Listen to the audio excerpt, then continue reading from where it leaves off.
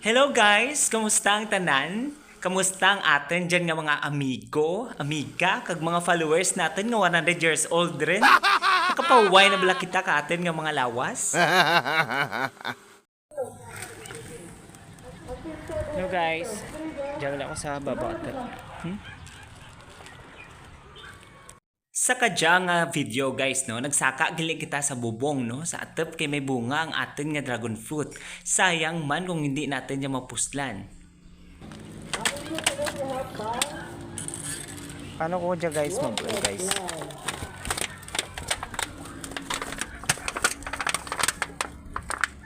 Hindi maabot ko.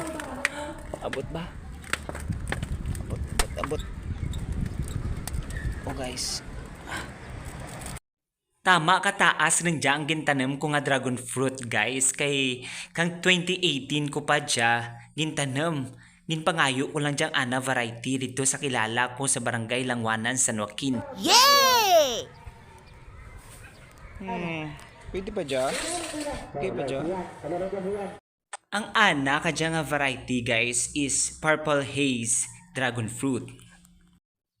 Amo dyan guys no, gin-prepare ko na lang no ang dragon fruit kag ang saging kay kanugon man kang bunga na kung ihaboy natin.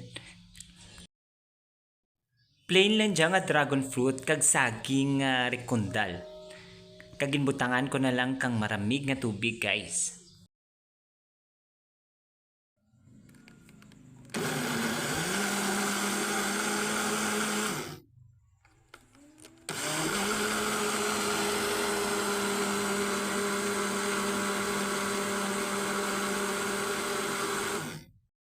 Ipainom ko dyan kay nanay kag kay tatay guys no. Kay mainit ang panahon.